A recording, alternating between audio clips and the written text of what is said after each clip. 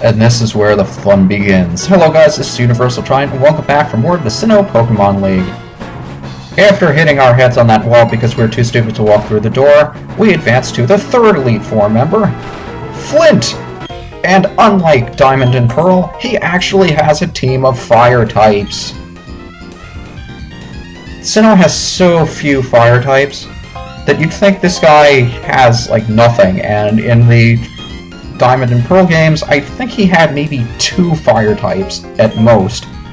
But here he actually has a complete team of fire types, like he should. So this is definitely going to be an interesting battle. Elite Four Flint. He's a character, let me tell you. He opens up with his Houndoom, and for some reason I forget that this thing is going to set up a sunny day, so I go with Mudman. I should have opened with Hitmonchan and just close combated, but he does get up the sunny day, which is bad for my Swampert because 2 of his team members have Solar Beam and they will be able to strike with that on the first turn. So he's going to switch into something that can Solar Beam me, and I gotta get way the hell out of here. I need to switch into something that can take either a Solar Beam or a Fire type attack from his Rapidash, and the only thing on my team that can take both of those is Infernape. So right now I'm going to have to kill time to get rid of the sun.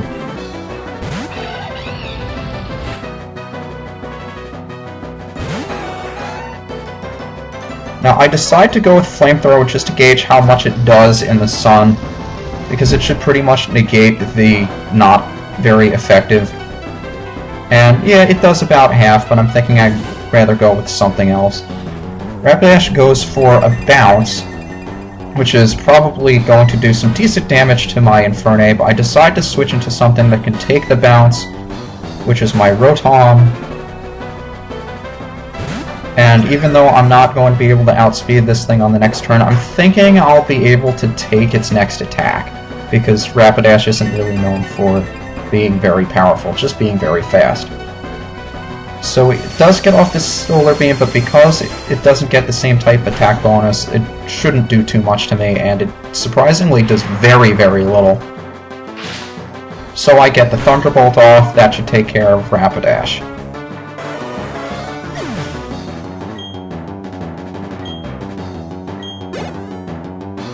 Sunlight is still going here, so I need to burn a couple more turns before I can bring Swampert back in.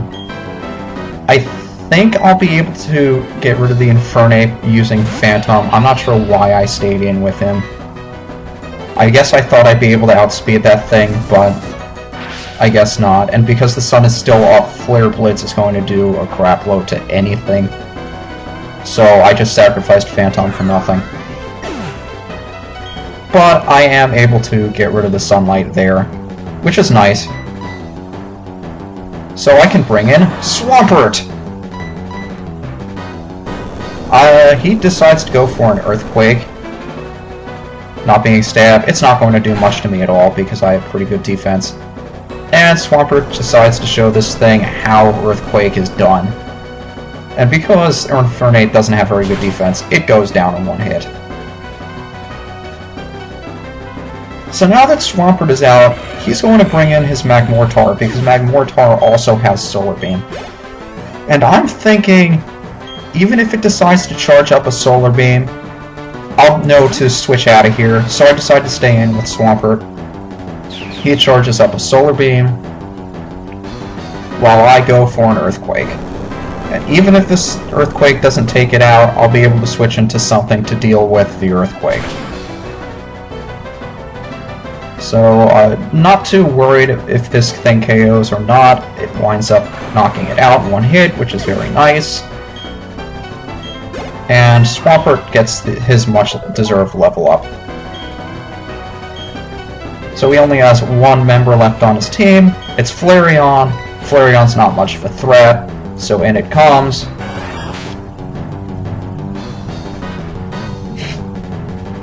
He says something a little funny. Swampert outspeeds this thing, gets off an Earthquake, and down it goes.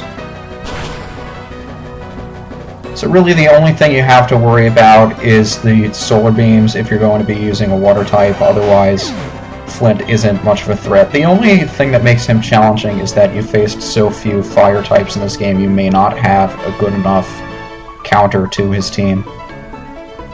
But as long as he doesn't get up as sunlight, he isn't too much of a threat. So he's left speechless, and we only have one Elite Four member left to challenge, who we will challenge in the next video.